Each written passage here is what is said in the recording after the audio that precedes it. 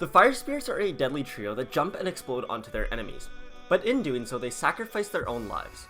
Luckily for them, they are easily able to duplicate themselves simply by setting other things on fire, as shown in the Lost and Crowned animated short. So I think the big question with these little fiery bundles of joy is, where did they come from? So inside of today's video, I'm going to explain to you my version of how the fire spirits were brought into the world of Clash.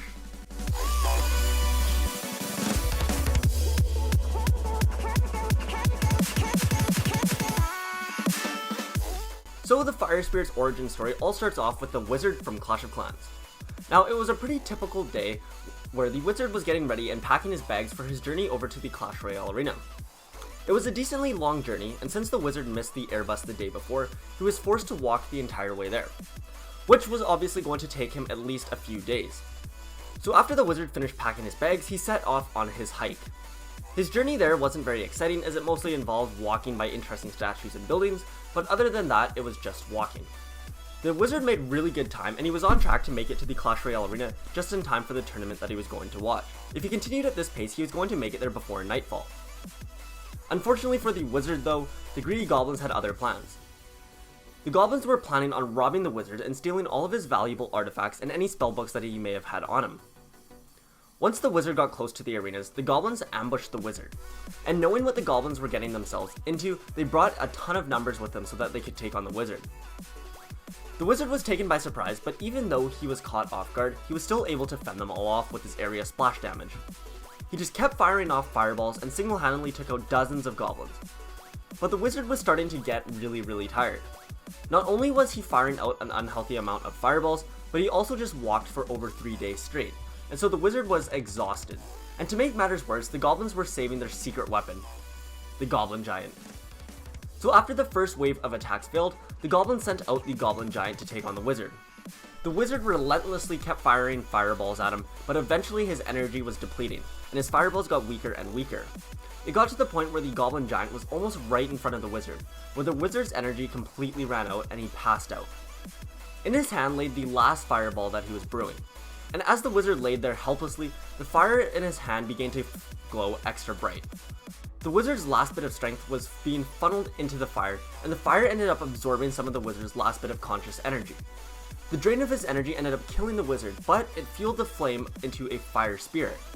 The spirit then jumped off the wizard's hand and began setting everything on fire. As it touched the coal that was laying around, the fire spirit was able to duplicate. The fire spirits then hurled themselves into the Goblin Giant and to the other goblins around, and with such an abundance of fire spirits, they were able to take out all of the surrounding goblins. And any goblins that they didn't get to, they ended up running away, as the fire spirits were honestly just a very scary sight to see. So finally in the end, there were 4 fire spirits that remained, and one of the spirits then jumped back into the wizard, which immediately brought breath back into the wizard. The fire spirit essentially restored the wizard's life essence, and since the fire spirits had duplicated so much, there were still 3 of them left, on top of the one being used to bring the wizard back. The wizard was very confused as to what just happened, but by quickly looking around and seeing everything on fire, he was able to quickly figure it out himself. The wizard then continued on his way to the Clash Royale arena, and when he got there, the fire spirits disappeared from his side. They ran off into the castle and were never to be seen again. Until one day, a clumsy skeleton found one of them in a bucket, where that skeleton then accidentally helped the spirit duplicate into hundreds of new fire spirits. The spirits were kind of out of control, but once the king was able to capture and control their powers, he immediately thought to use them in battles and utilize their super powerful fire abilities to help them win more battles than ever before. And from that day on, the king was determined to find a way to duplicate this process with some of the other wizards. He thought that he'd be able to create like electric spirits, ice spirits, and any other sorts of powers they could harness from wizards. But unfortunately that process did not go to plan at all. But I'll save that story for a next time. Anyway, that there is the story of how the fire spirits were brought into the world of Clash. Thank you guys so much for watching. As I just mentioned, I will be coming out with the Ice Spirit story. If you guys haven't already seen before, I have done the Heal Spirit and the Electro Spirit story, and so the Ice Spirit will be the last version or the last story in this whole series of the spirits, so I strongly recommend you guys watch that. Trust me, it is not going to be anything like the Fire Spirit story as you might think. It will be very different, and I strongly recommend you guys check it out because I think it's going to be really interesting. But anyways, other than that, I'm really sorry that I haven't been posting nearly as much as I wanted to. I am going to be pre-recording few videos, so I will have some, hopefully at least one video per week until about December time when I have more time to create videos.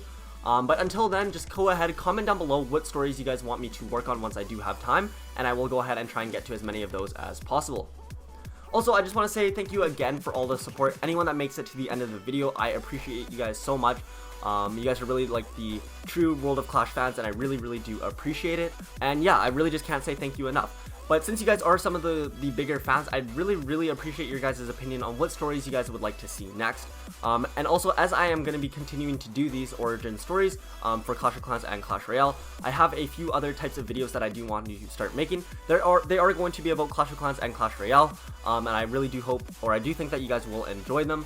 But also, if you guys haven't already had a chance to check out one of my favorite videos that I've done in a long time was comparing Clan Wars 1.0 to Clan Wars 2.0 inside of Clash Royale.